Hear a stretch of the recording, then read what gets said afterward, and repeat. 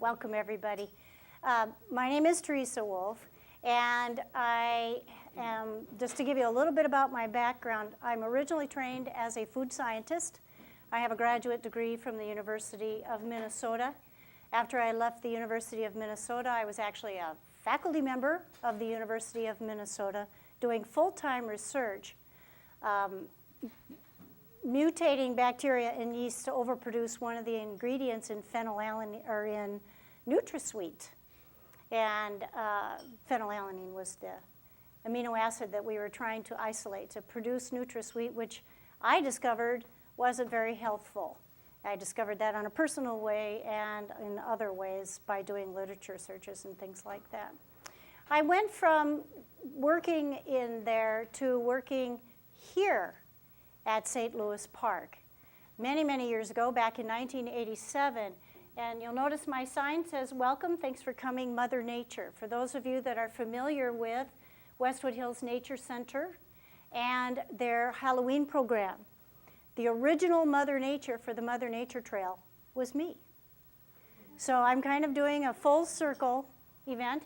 And working at Westwood Hills Nature Center instilled in me a tremendous passion for environmental education, which I've since gone on to do a great deal of. So what I'd like to tell you is today I'm going to talk about your diet and how it affects your health. But what I really want you to grasp is that the healthier and happier and more energetic you are, the more energy you have towards working towards a better planet. Because when you don't feel well, your energy just by design goes within. And it goes into getting you better. And as you feel better, that energy gets expressed. And it always gets expressed in a positive way.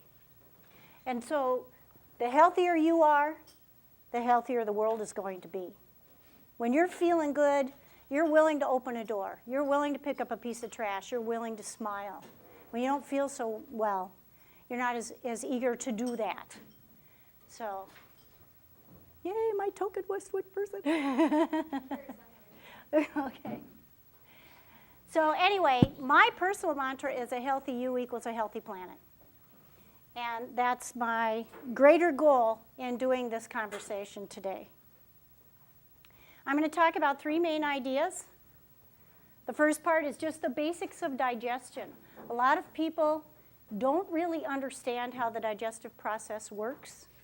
A lot of people get confused by what authorities say in the media.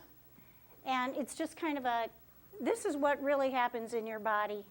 And then when you know what your body does to digest, then you can, from there, you can go on to make choices that are your choices that work for you.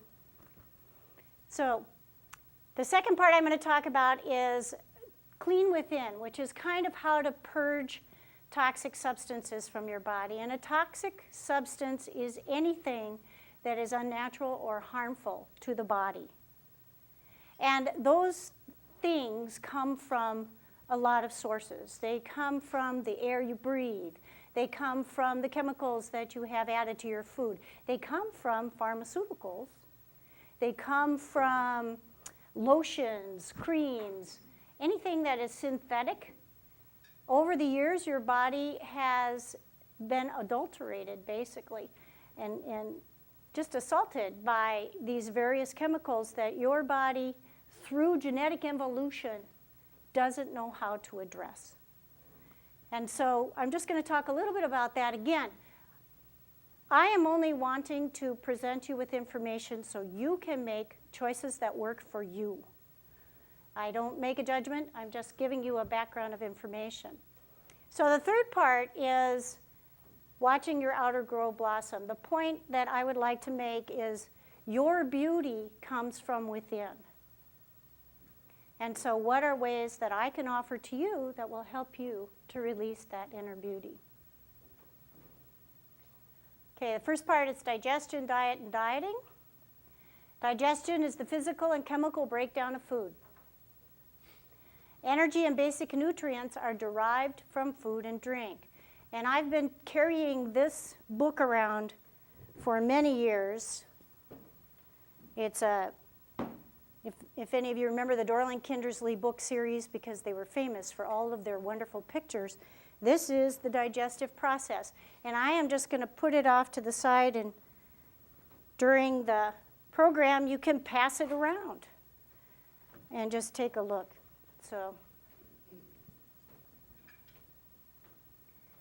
these are the organs of the digestive system. Food goes in the mouth, digestion starts immediately. It starts with it starts with the smell and the visual. It starts. But when you put food in your mouth and start to chew it, you start injecting enzymes that start the breakdown and the digestion process right away. How many of you know how many times you're supposed to chew your food? 40. Did anybody grow up being told how many times they should chew their food? How many? 100. Basically, it depends on what you're eating. Because if you're going to chew Jell-O 100 times, it's going to be pretty boring. But if you chew carrots only 3 times, you're going to end up just consuming a big chunk of carrot. So what you want to do is chew your food until it's in a liquid state, and that's called chyme. And when that chyme goes down into the system, then the rest of the enzymes can act on it. But if you chew and swallow big chunks, then you're going to have problems when you get farther down into the digestion, because digestion happens on a micronutrient level, a micro or molecular level. And if you've got a big chunk, you're only going to digest the outer part. So you want to chew your food really, really well. I find that when I chew a carrot, it takes me 108 chews, depending upon how big a bite I have and whether or not it's cooked. But a raw carrot, it's about 100 times. But basically, just chew your food until it's liquid. Then it goes from the pharynx into the esophagus and into the stomach. And all along the way, digestive juices are being added to this, different ones to break down different parts. So some break down the starches, some break down the fats, some break down the proteins. And that all happens along the way. And I'm not going to go into that because of time. But one of the things I'd like you to know is, how many of you know something that tastes bitter? Laura? What is it? Yeah. Coffee? Coffee. Anything else? Chocolate. Chocolate. Bitter chocolate, what? Cheese. Some cheeses will have a bitter taste. Horseradish. Horseradish. Has anybody ever had dandelion greens? The white of a carrot, or the white of an orange, or a grapefruit. Those are bitter flavors. Spring greens, arugula, those are bitter flavors. And the front of your tongue tastes the sweet, and that's an evolutionary thing, because when babies are born, they need a lot of calories and they need sugars to get the calories they need. On the sides are where you do the sweet, the salty. But in the back of your tongue, you can do this when you get home, but look in a mirror and you have great big taste buds in the back of your tongue, and that picks up the taste of bitter. And as soon as it detects that taste of bitter, it sends a hormonal message to your hypothalamus of your brain, which then shoots digestive hormones down to the digestive system, telling you to start secreting digestive juices. So that bitter flavor, that's where the salad came from. That people used to eat bitter greens and all of that stuff before dinner just to start digestion. And we've since taken the bitter part out, and we have the salads, but we don't have the reason why addressed anymore, which was to get that bitter flavor into the system. So common digestive disorders, and these are the kind of things that develop over time. These develop mostly because we've consumed the wrong foods, or foods that don't work for us, or in the ways that don't work for us for many years. And eventually, we don't have digestion working at its best, and these are the kind of things that can result from that. So my point from this is not to be to scare people, but to say, if you have these things, you may want to consider your eating habits and pay attention to your digestion. Yeah. Can you go back to the bitter thing for a moment? Yeah. I just want to know the relevance of that. So you're saying really to trigger the digestion process, you need a bitter food? Oh, to that's a get good question. going? You don't, it's not the be-all, end-all, but it absolutely improves your digestion. Stronger trigger? Because it starts those hormones flowing. And there are, cultures that have before dinner drinks and aperitifs and those kinds of things to facilitate digestion. And that's the thing. Because we don't have that integrated into our diets, that is why we get congestive type of illnesses that build up over the years of not having complete digestion. So if you have a digestive issue, it would be a good idea to consider including something bitter into your meals. It takes a very, very small amount. You could take one dandelion green and cut it up into small pieces and put it in your salad. You probably won't taste it, but you'll get the effect. So that's a really useful thing. So the first step in making healthy food choices is to realize that there is no such thing as good foods and bad foods. They all provide nutrition. They all can fit into a healthy diet, including sitting and having a pleasant meal. Those are all important things. Now, some people can't have some things because of health issues, but theoretically, all foods provide nutrition. A healthy diet depends on eating a variety of foods from several sources. Many of you know this, hopefully. And what I'm going to do right now is I'm just going to blast through some slides just to give you some ideas and to reinforce what you already know so that I can get into where I want to go with what you already know. So obviously, there's 6 essential nutrient classes. Carbohydrates provide the fuel for the body. Proteins provide the building blocks for muscle tissue and other protein things you need in the body. Fats are the lubricants. They carry the vitamins throughout the body. They lubricate, they allow things that are fat soluble to move through the body. Vitamins are usually cofactors and do other things for the body, but their biggest thing that I can think of is that they're cofactors. For instance, if you need vitamin C in order to absorb iron. So minerals are parts, they're elements that belong in molecules. For instance, hemoglobin has a mineral in the center. Chlorophyll has the same molecular structure, but a different mineral in the center. Hemoglobin has an iron mineral in the center. Chlorophyll has a magnesium. And then water. There are 6 essential tastes. And what I tell people is, if you want a healthy diet, go for a variety of tastes and go for a variety of colors. Because those colors are created by different molecules. And so if you just get a lot of color on your plate, you're guaranteed to have a lot of different nutritious elements. So you want sweet, sour, pungent, bitter, salt, and astringent is something that's kind of drying in the mouth. Water is very critical. It's important for joint lubrication, nutrient transport, waste transport, body temperature regulation. It's the medium for chemical reactions in the body, very critical, and removal of wastes from the body. Okay, when it comes to cleaning, initially, the indigenous tribes that lived in the world, and I'll just pick this area because this is where you live, they had a diet that varied with the seasons. They ate what grew around them.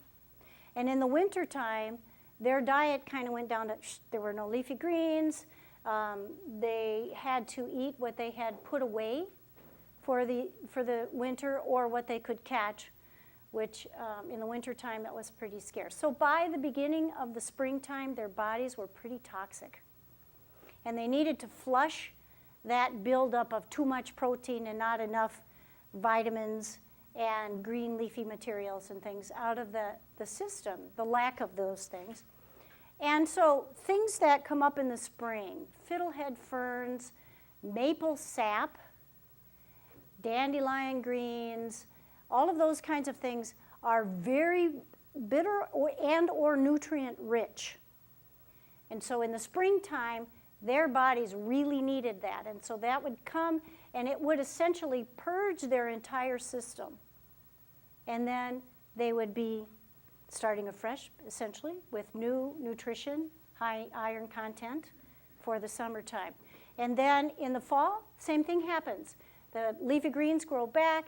The energy of plants get concentrated in the roots. We start eating more nutrient-dense foods, and that sustains us through the winter.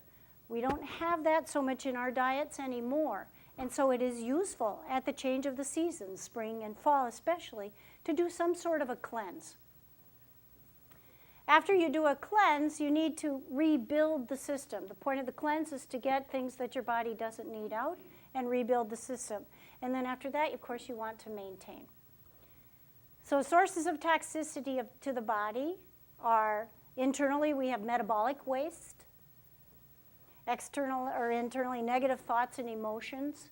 Science does show that negative thinking has a negative effect on the body. And I think that's becoming more and more accepted at this point. And I'll talk more about that later on. And stress.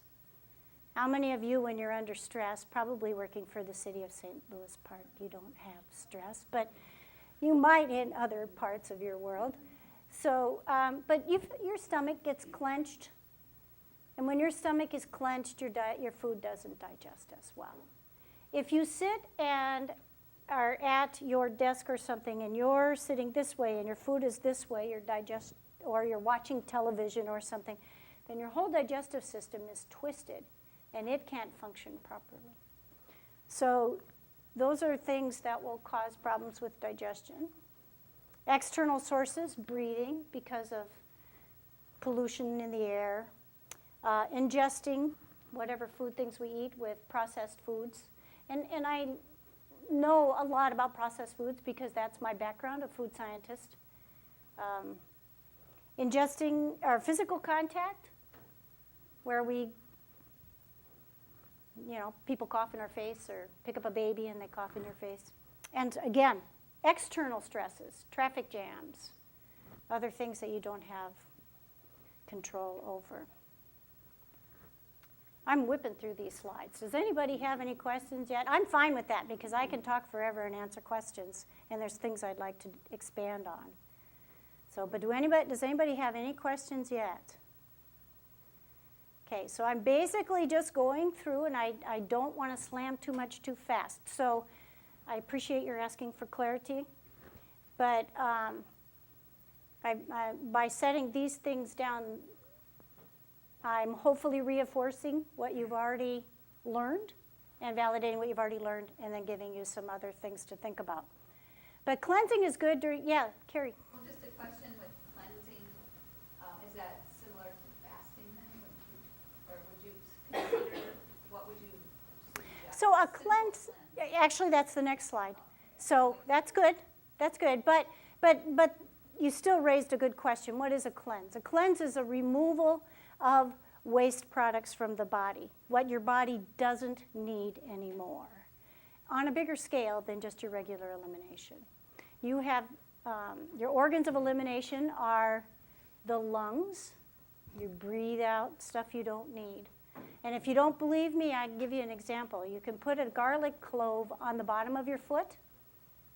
It will get absorbed through the body. In about 15 minutes, you'll have garlic breath, because that is how your body eliminates the essential oil of garlic from the body.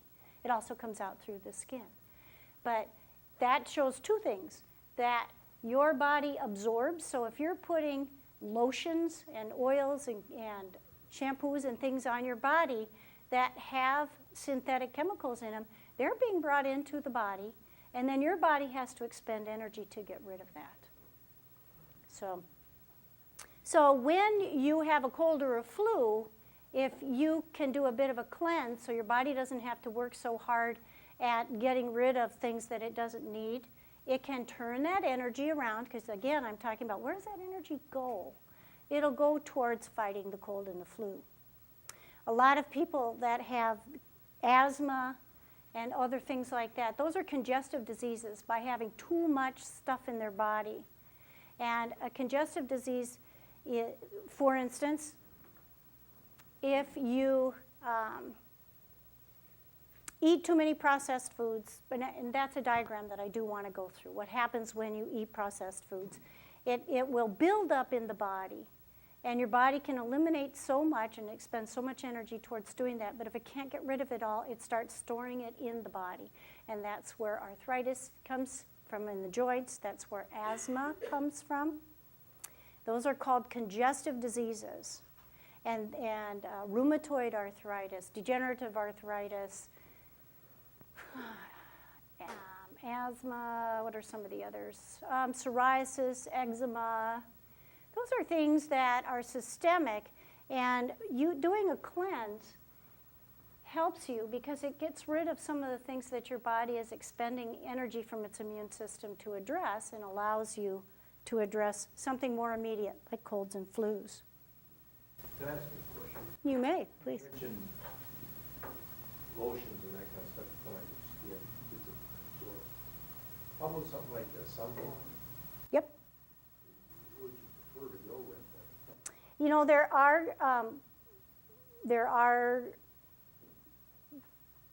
are brands that are more natural, and I would just consider switching at this point to things that are more natural. If you want any examples, I'd be happy to. I've done a lot of research on it because I'm a toddler and I'm just not interested in things toxic stuff on his body.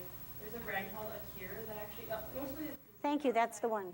the zinc oxide based ones where it's actually a block, not a screen in your body. Unfortunately, the downside is it leaves you looking kind of white and pasty because it's a block versus something in your body. So Acure has a really nice spray one that I actually really like. It works with a fast-moving powder, but Badger is another brand that has some really nice ones. Badger also has a really good insect repellent that I like. Yeah. Badger. Badger, and the first one is Acure ACU. Thanks for mentioning those. When you mention it, I'm familiar with it. Another reason why when people ask me for brands, as I mentioned, I was a food scientist, and when my children were growing up, I actually had a laboratory in my house. And I would just go downstairs and make whatever they needed. If they needed something for a cold, then I would use my herbal medicines and make them whatever they needed. So my kids grew up with products that I made. I made my own herbal insect repellent. I made my own creams and lotions. I made all of those things. This is one of the first ones that I made right after I left St. Louis Park and moved north so I could be out of the cities to be able to go out and gather my own plants. And just an FYI, if you have something like that, eczema, psoriasis, arthritis, and those kinds of things, modern medicine is helpful, but holistic medicine is far, far better. And often a nutritional approach is really all you're going to end up needing. Then we also, I'll get more into herbs in a little bit, but so they also, as you clear things out, you can think better, you can hear your body better, because when you have all these pharmaceutical, I don't mean to beat up on the pharmaceutical industry, but there is a case where it's definitely a synthetic thing because it can't be a pharmaceutical if it's not. You can't create a patent unless it's a synthetic product. So when you have those things in your body, you can't really hear your body as well. And so it's good to get rid of these things that are clogging up your system once or twice a year so that you can hear your body better. And by hear your body, it's like, I need to go to bed now. I'm tired and I need to go to bed now. Or I realize that this salad is good for me, but I don't feel like I need a salad right now. And so you're not making a choice. I used to pick on apple pie, but it really is for any food that you may hear, I don't need that right now, or any kind of substance. And you can hear your body better. Elimination equals illumination, and that's the less clogged you are, the more connected you can be spiritually as well. So it just kind of impedes that too. So the first step is to decide if you're going to do a cleanse, is to decide you're going to do it. Because we have told ourselves, oh my God, I've got to eat 3 squares. How many times have we heard that? I've got to eat 3 square meals a day. Or, oh my gosh, if I don't have my food. Now this is me. I've always been somebody that's got to know when my next meal is coming. I get a lot of joy out of planning what I'm going to eat. And I start at breakfast. I'll say, what shall we have for dinner? Because I like to look forward to my day. I like to look forward to what I eat. I love to eat, but also want a balanced diet at the end of the day. So if I know from morning to dinner what I'm going to eat, then I know that it will be balanced ultimately. If I want to do a cleanse, then I have to decide why I want that. You want to make an emotional connection to what's going to drive you. What's your driver for wanting to do a cleanse? Do you have a health issue? Do you just want to feel lighter and have more energy? Do you want to have more clearer mind so you can think? If you can find a really compelling driver, then doing a cleanse is a piece of cake. And once you do it a couple times, you'll like how you feel so much better that it becomes a routine that you look forward to. So Carrie, here's your answer. There's a lot of cleansing protocols. You can go from a basic dietary change from just a congesting to a non-congesting diet. And again, it would just be too much for me to go into all of those kinds of things. But a congesting diet might be what? Something that would be congesting. Dairy products. And one way you can feel that is if you eat something and it feels mucusy, that's a congester. How about a Thanksgiving dinner? Am I saying don't have Thanksgiving dinner? Absolutely not. But I am suggesting that you don't have that every day. So from a congesting to a non-congesting diet, introduce more leafy greens, more vegetables. Those the fibers in vegetables, when they go through your colon, they're like little brushes. They just sweep it all clean. And if I've got time, I want to show you graphically a little bit better, in a pleasant way, how that works. An acid to an alkalizing diet, again, vegetables are alkalizing. Some people can't have a diet that's acidic, so you have to do what's good for you. Eliminating toxins and allergens from the diet, but also, as he suggested, eliminating toxins from what you apply to your body. You must do these for a long time because it takes a while to shift. You're going at the molecular level. So that's a lot of molecules that have to change. Develop a more whole foods diet, a raw foods diet. The difference between a whole foods diet and a raw foods diet is with raw foods, you still have active enzymes. You still have that active enzymatic energy that's going into your body. When you've got something that's canned or been frozen, by nature, those enzymes have to be killed, or that food will spoil. So a raw foods diet, and again, these are suggestions. My goal is for you to go, okay, I hear her, and when it works, I will do this. When it doesn't work, I will not. So, yes. So I had a fairly not good winter, and I feel just very achy, put on 20 pounds. Can't get back into running because I just have not taken care of myself. So I've been thinking about doing a whole 30 because I am trying to find something that, because I've heard so many different things. You will love it. Okay, so that's legit? That's not? You will love it. That is one of the best ways. It's rigorous, it's difficult, it takes a lot of mental drivers. But what it will do for how you feel and how you look at the world and your energy level, you will love it. And to explain what she's talking about, I'm assuming I'm correct that you were talking about that 30-day cleanse, where you do a full diet. It's like a one to detect if you have any allergies and things like that. So I've done that previously with a doctor, Mm-hmm. but he was so specific in what he told me to eat that it was like, I had too many questions, Mm-hmm. that I like that there's a term I can Google and be like, okay, this is what I'm gonna eat for meals. Because for 30 days, and then after that 30 days, like he said, what he told me to do, it was an allergist, I couldn't do beyond. I couldn't stick to that because it was so restricting. Right, I had to slowly reintroduce, right. which is so difficult and time consuming to introduce one thing for an entire week. Yeah. So what she's talking about is it's a book. It's a 30, I forget the name of it. I also have done something similar to that. It's called the JJ Virgin Diet, where you take all the dairy, soy, corn, peanuts, refined sugars, eggs, and I want to say oils, certain kinds of oils out.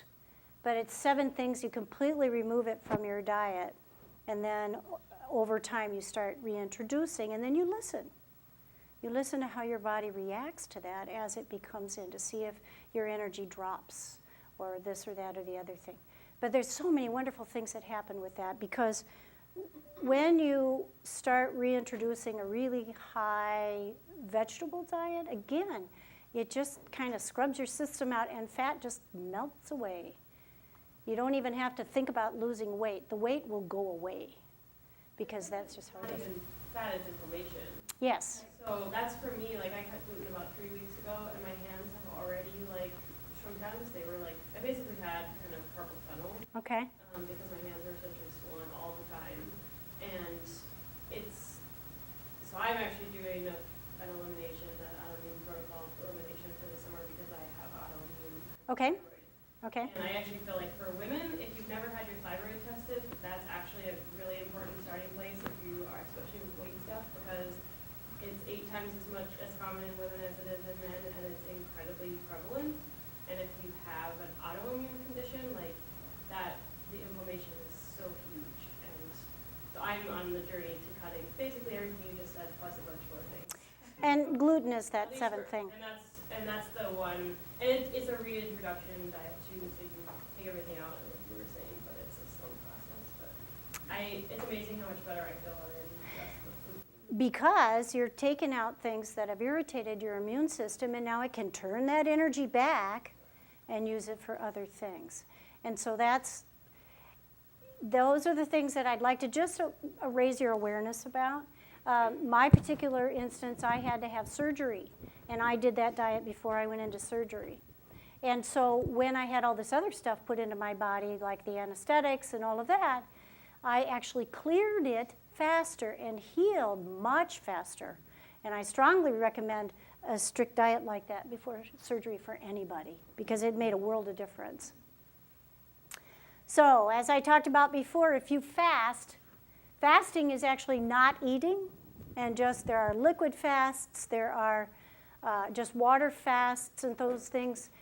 And one of the best ways to do this is, that's more manageable for most people, is to not eat anything from Sunday dinner until Monday night, once a week. Nothing from Sunday dinner till Monday night is a 24-hour fast, just water or liquids, and you won't die, I promise.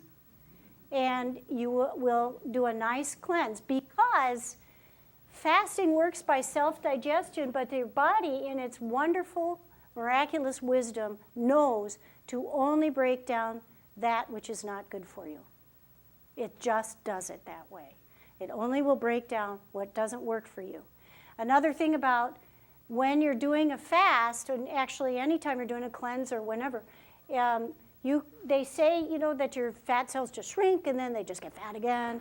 Well, that's not entirely true, especially if you stimulate those cells.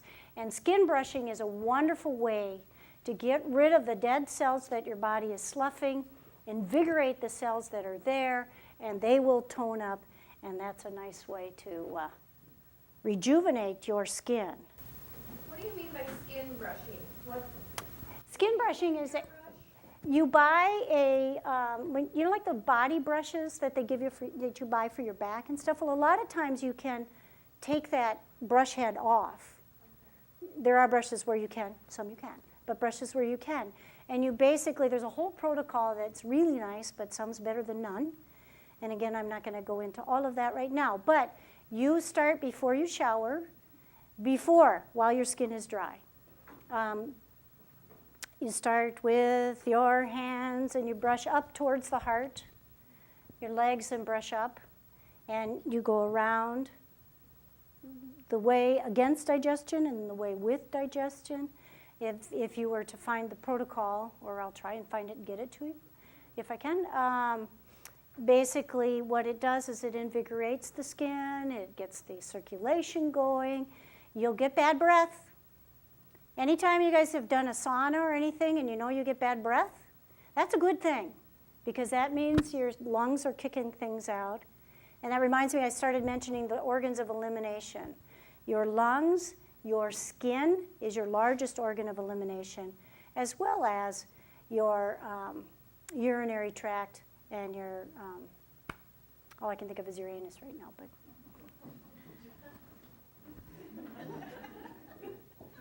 Oops. So I'm an herbalist, and I started becoming an herbalist concurrently when I was working at Westwood Hills Nature Center. I did some of my very first herb walks and talks as a naturalist for Westwood Hills. And my suggestion to you, if you're not feeling well, start with your nutrition. See where you can go with that. Then go to your doctor unless it's acute. See where you can go with that. Herbs work at the level of bioenergetics. This is the life force of a plant that works compatibly with the life force of a human body. Therefore, when you use natural remedies, you are fueling your body with compatible energy.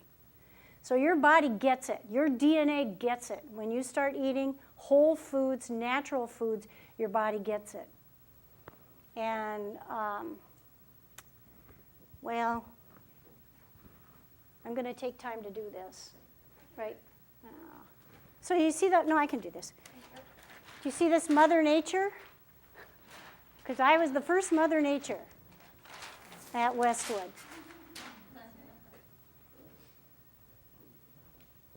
Okay, so this is what I want to explain to you. If you eat,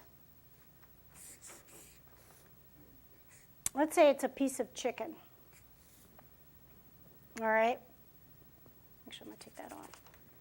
So let's just say this is a piece of chicken.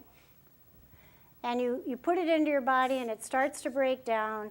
And the first process cuts off this piece and it goes off into metabolism to be made into something that benefits the body. So then you're left with, and then it goes through another process, breaks that enzyme off, and that goes, and you're left with this. There. And then another enzyme process will break this off, and these things. And all of these things in the whole food will go off to the body, and it will be made into proteins if it's proteinaceous or something else, okay? But if it's a processed food or a synthetic something, it will have different molecular structures. So when it goes into the body, your body just does what it does, and I'll talk more about that later. But let's say this is now a chicken that's been processed. And so it's different. It's got something different on it. And when it starts to be broken down, this goes off.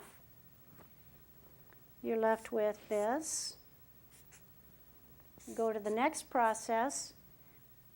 And that doesn't look right. That's not the same bond as I had here. And your body may or may not know what to do with that. So when it doesn't know what to do with that, it's got to now, you've got that piece that's gone, so you're left with,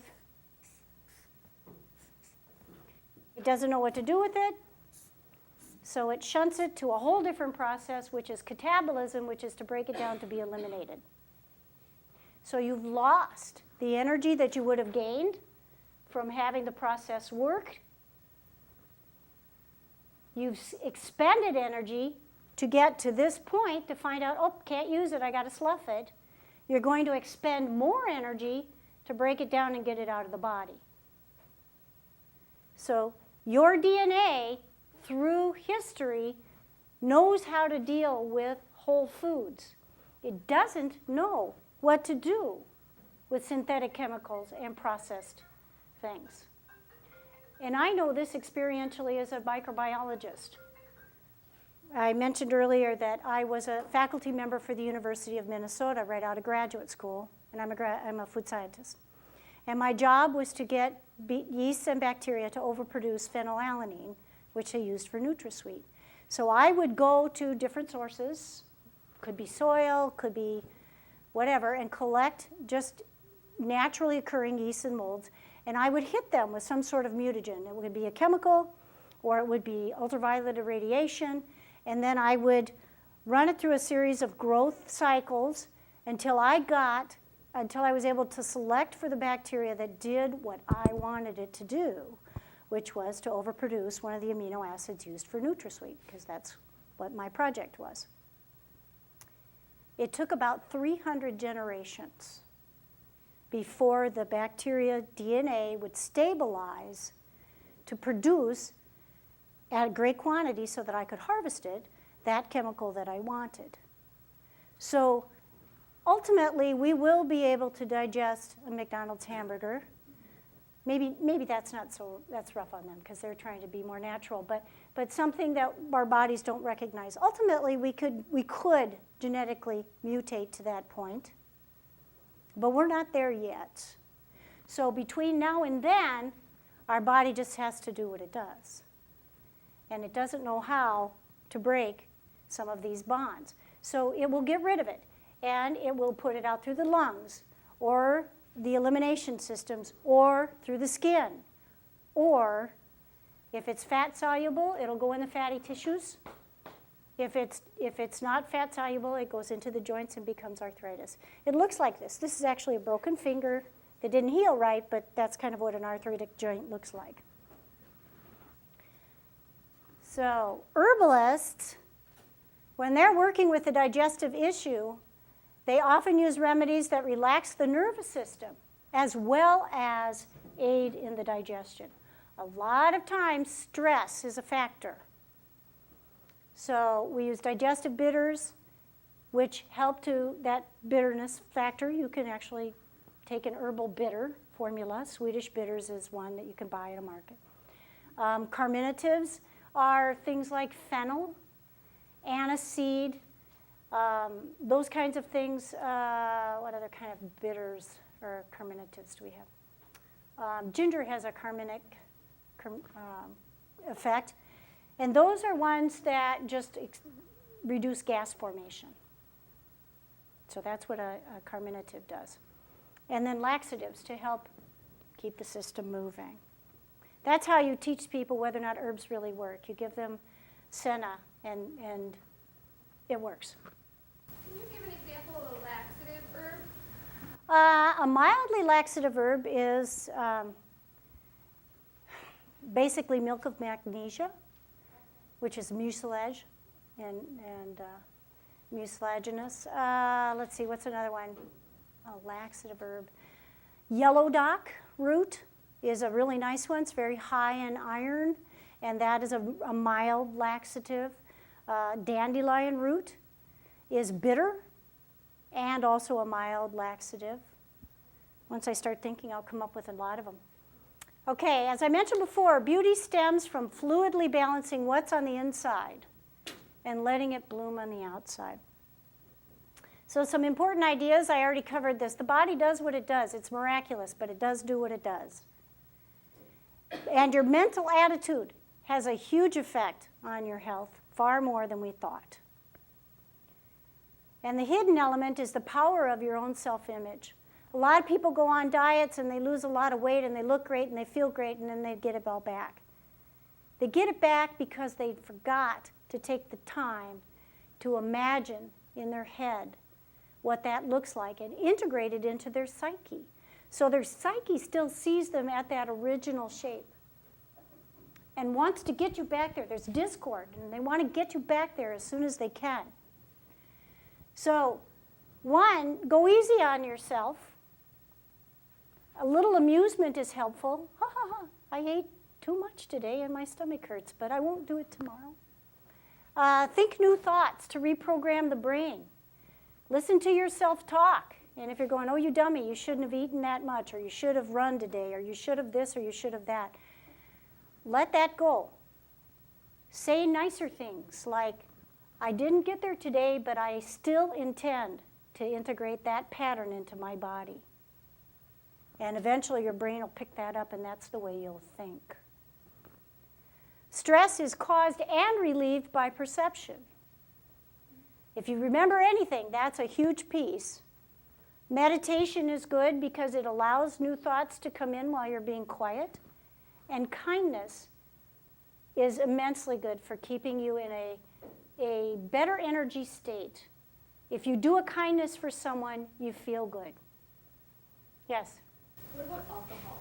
Is that, I mean, is there, I know with the Whole30 you eliminate alcohol entirely. Is there any, Thank you. is there any option that's like a glass of wine once a week or something that doesn't do a bunch of damage or add any toxins? Alcohol, anything. What I'd rather you do is step back from that and listen to your body. Make a conscious choice. And it is what it is. So today I'm going to have wine with my meal because I'm celebrating with someone I care about. So alcohol is a toxin in and of itself? Well, there's arguments on both sides because red wine has a lot of antioxidants in it, and that's a very valuable thing. So I personally don't regard it as a toxin. I personally recommend listening to yourself. If it was just me and my life and I didn't interact with other people, I wouldn't drink. But when I'm out with friends and we're celebrating or whatever, I'll have a glass of wine or something. But as a general rule, I don't feel a need. If you feel a need, that's a flag. But I want to get back to kindness. If you do a kindness, you feel better and it raises your serotonin level. If someone does a kindness act toward you, you feel better and it raises your serotonin level. And research shows that if you observe someone being kind to someone else, it will raise your serotonin level. So kindness has a lot more to give than people think. So you may not be what you think you are, but what you think you are. So pay attention to your thoughts. If you're not happy with who you are right now, or if you're happy with who you are right now, notice your thoughts. If you're happy with who you are, keep thinking those thoughts. Lie to yourself. Tell yourself, I am the best I've ever been. And pretty soon, if you tell yourself that enough, you will be the best you've ever been. You got to believe it eventually. Okay, some quick stress relief tricks. 2 ways to process events. And this is just if you've got something to address. If you know the facts, deal with it. And the faster you can deal with it, the less stress you'll have. Because if you've got something you can do and you kind of don't wanna, it'll hang on you. And it'll drag you down energetically. If you don't know all the facts, you've got something going on or you have to make a decision, but you don't know all the facts, if you could put it on the back burner instead of obsessing over it, you will allow a moment for an insight to come in. Meditation creates that moment, but it can still come while you're running, while you're cooking, while you're doing daily chores. So if you can't make a decision because you don't know all the facts, allow yourself to just let it simmer and percolate. This is another stress relief trick that I think is very valuable. Chasing meaning is better for your health than avoiding discomfort. The avoidance of discomfort takes a whole lot of energy from people. So, okay, another way to listen to yourself is to tune into your intuition. Some of you are very adept at this. Some of you are not quite so comfortable with it. And I want to just introduce a couple. This is called the finger technique. If you take your dominant hand, that's my dominant hand, so your non-dominant hand, and put your index finger up against your thumb, and ask yourself a question. And then what you do, they're just lightly pressed together, not real hard.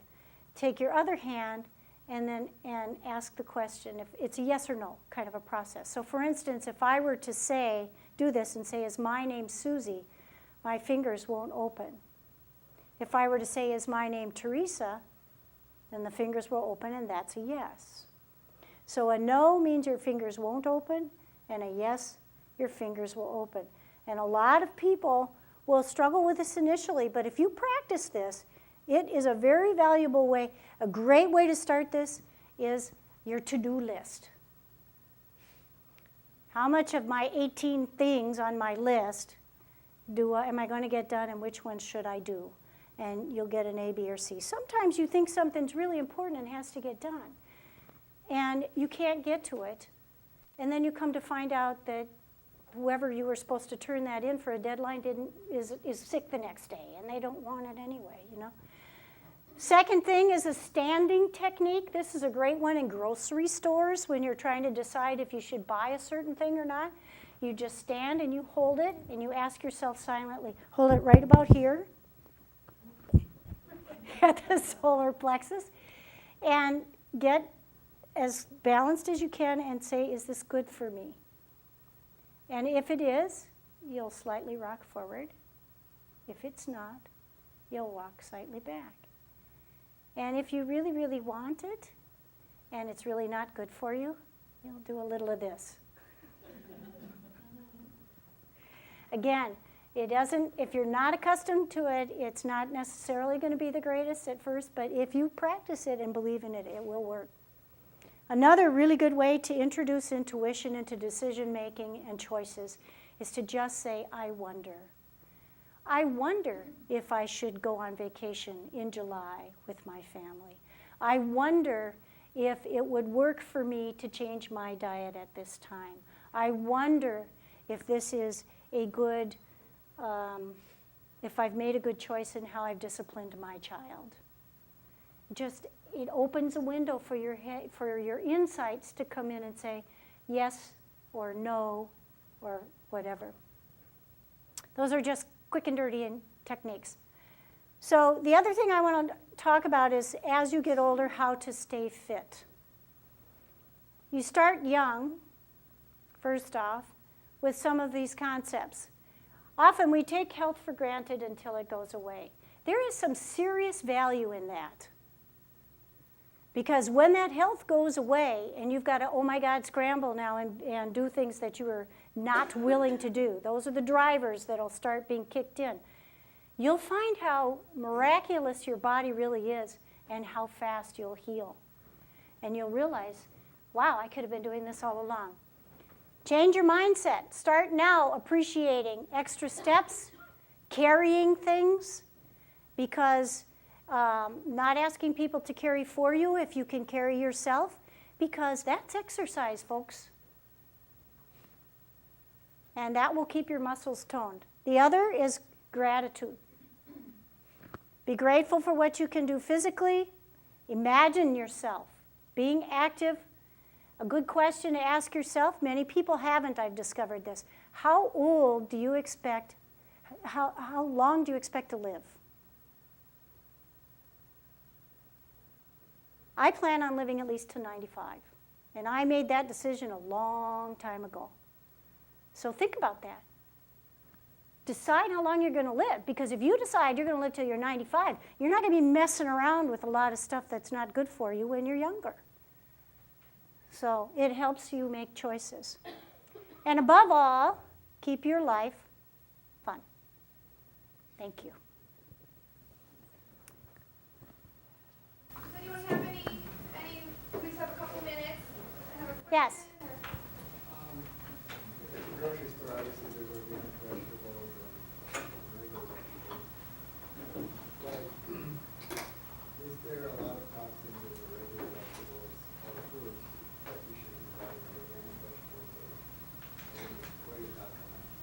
I would Google the Dirty Dozen. Those are the fruits and vegetables that are grown with the most chemical sprays. And then Google the clean, I think it's clean 10, and that will tell you. The answer, the quick and dirty answer is yes. It's really better to buy organic. So because of this whole business of elimination, and you're just going to end up putting things. Another good thing to do is to clean your vegetables better than just running them under water. Basic H is something that I really like to use. It's a product made by Shackley. I don't know what Amway or those other companies have. I know someone who's a chemical chemist, and they wash their vegetables in a little bit of joy. You need to break the surface tension is essentially what you're trying to do of that fruit or vegetable, and break those chemicals and wash them away. My vote is do the best you can, and then be grateful for what you did. So if you're going to eat something that you've made a decision you don't want to have, eat it. Be grateful. Don't add the stress of, oh, I'm a bad person because I ate this something and I said I wasn't going to do. I'm totally against that, yeah. And for those of you, there's a book called The Microbiome Solution, which is for people that their guts have just been so disruptive that they don't have the proper gut flora and all that. That's an excellent resource. And if you can't get, basically they say one vegetable or fruit, one vegetable at breakfast, 2 at lunch, 3 at dinner. And if you're not accustomed to eating that many vegetables and fruits, I heartily recommend smoothies, where you just blend a bunch of stuff in there. So we can give Teresa a round of applause. Thank you. thank you. I'm sure if anyone wants to stick around and has a couple questions. Thanks. I knew I'd be right up to the minute, so I apologize if I slammed too much too fast. Thank you very much.